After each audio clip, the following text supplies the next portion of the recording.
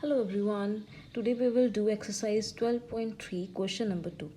Question number 2 is divide the given polynomial by a given monomial. What is monomial? That has only one term. And in polynomial there can be one term, two term or more than two terms. So firstly we will write the first part. What is its equation? That is 5x square minus 6x divided by 3x. We will write it in numerator and denominator form.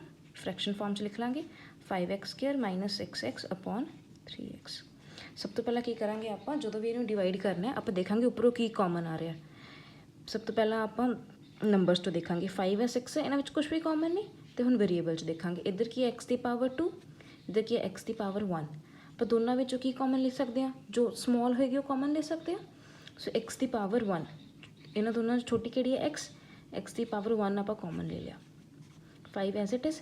एक ही है x square is equal to x into x जो तो एक x बाहर common ले लिया तो अपने को सिर्फ एक एक्स बचेगा। अगर आप एक एक्स कॉमन ले लेंगे तब we will left with only 1x minus 6 तो इधर आ वाला एक्स आप बाहर कॉमन ले चुके हैं तो नीचे की आएगा 3x। नीचे भी एक्स की पावर की है 1 तो ए वाला एक्स इधर नाल की हो जाएगा कैंसल हो जाएगा तो अपना आंसर की आएगा 5x minus 6 upon 3 is the answer.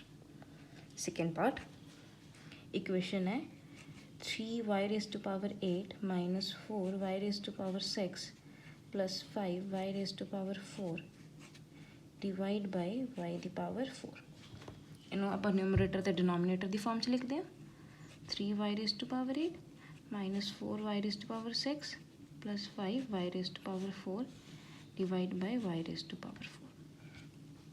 ਹੁਣ ਜਿਹੜੇ ਨੰਬਰਸ ਹੈ ਉਹ ਕੀ ਆਪਣੇ ਕੋਲ 3 4 5 ਇਹਨਾਂ 'ਚ ਕੁਛ ਵੀ ਕਾਮਨ ਨਹੀਂ ਆ।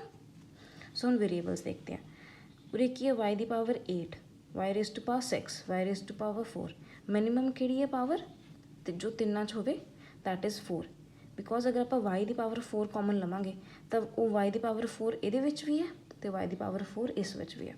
ਸੋ ਆਪਣੇ ਕੋਲ ਕਾਮਨ ਕੀ ਹੈ y raise to power 4 what we are left with 3 ਉਰੇ ਕੀ ਹੈ y ਰੇਜ਼ ਟੂ ਪਾਵਰ 8 अगर y की पावर 4 कॉमन ले ली तो बिच की बचेगा y की power 4 minus 4 as it is y की पावर 4 कॉमन ले ली और की बचेगा y का स्क्वायर जो अंदर मल्टीप्लाई होएगा तो पावर्स ऐड हो जाएंगे ना प्लस तो उरे आएगा सिर्फ y क्योंकि 5 आएगा बिकॉज y पावर आप 4 कॉमन ले लें नीचे की अपने को y रेज टू पावर 4 तो ये y की पावर 4 ये की होगी कैंसल हो गई। So answer is 3y raised to power 4 minus 4y square plus 5. Third part. Firstly, we will write the equation. What the equation is 8 x cube y square z square plus x square y cube z square plus x square y square z cube divided by 4 x square y square z square। ਇਹਨੂੰ ਆਪਾਂ ਨਿਊਮਰੇਟਰ ਤੇ denominator ਦੀ farm 'ਚ ਲਿਖਾਂਗੇ ਜਿਹਨੂੰ divide ਕਰਨਾ ਹੈ ਉਹ ਨਿਊਮਰੇਟਰ ਦੇ ਵਿੱਚ ਆਏਗਾ ਤੇ ਜਿਸ ਨਾਲ ਡਿਵਾਈਡ ਕਰਨਾ ਹੈ ਉਹ ਕਿਸ 'ਚ ਆਏਗਾ ਡਿਨੋਮੀਨੇਟਰ 'ਚ। ਸਭ ਤੋਂ ਪਹਿਲਾਂ ਆਪਾਂ ਨੋਟ ਡਾਊਨ ਕਰ ਲਈ equation divide by 4x square y square ਤੇ z ਸਕੁਅਰ 8 ਪਹਿਲਾਂ ਹੀ ਬਾਹਰ ਹੈ। ਹੁਣ ਆਪਾਂ ਦੇਖਦੇ ਹਾਂ ਕਿਹੜੇ ਟਰਮਸ ਕਾਮਨ ਹੋਣਗੀਆਂ। कॉमन आप पावर लवांगे वो मिनीमम पावर जी तिना मौजूद होएगी। हम देखो इस एक्स का क्यूब है इधर कि एक्स का स्क्वेयर इधर भी कि एक्स का square so minimum power x की जी तिना कॉमन है दैट इज़ एक्स का स्क्वेयर। सो अपने को कॉमन आ जाएगा एक्स का स्क्वेयर आ गया। हम वाई में देखा वाई इधर की है वाई स्क्वेयर उरे की है वाई क्यूब इधर है वाई स्क्वेयर स्क्वेयर पावर 2 है जी मिनीमम है जी कि तिना है। सो y का स्क्वेयर कॉमन आ जाएगा। हम एम z ਨੂੰ ਦੇਖਾਂਗੇ z ਦੀ ਪਾਵਰ 2 2 ਤੇ ਉਰੇ ਕੀ ਹੈ z ਦਾ ਕਿਊਬ। ਸੋ ਲੋਐਸਟ ਪਾਵਰ ਜਿਹੜੀ ਤਿੰਨਾਂ 'ਚ ਉਹ ਕੀ ਹੈ ਸਕੁਅਰ। ਦੇਖੋ ਆਪਣੇ ਕੋਲ ਕੀ ਬਚਿਆ ਇਹ 'ਚੋਂ x ਦਾ 2 ਪਾਵਰ ਬਾਹਰ ਲੈ ਲਈ ਵਿੱਚ ਕੀ ਬਚੇਗਾ ਸਿੰਗਲ x 1x ਤੇ y ਸਕੁਅਰ z ਸਕੁਅਰ ਕॉमन ਲੈ ਲਿਆ ਸਿਰਫ x ਬਚੇਗਾ। ਹੁਣ ਦੇਖੋ ਇੱਧਰ ਆਪਾਂ ਕੀ ਕॉमन ਲਿਆ x square y square z square ਤੇ ਇਹਨਾਂ 'ਚੋਂ x ਸਕੁਅਰ ਬਾਹਰ ਆ ਗਿਆ z ਸਕੁਅਰ ਵੀ ਬਾਹਰ ਆ ਗਿਆ ਇੱਕ y ਸਕੁਅਰ ਆ ਗਿਆ ਤਾਂ ਕੀ ਬਚੇਗਾ ਇਕੱਲਾ y। तो सिमिलरली इधर की बचेगा कल्ला z बिकॉज टू पावर्स आप तिना की कॉमन ले ली तो सारी टर्म डिवाइड कर रही है 4x² y² z²।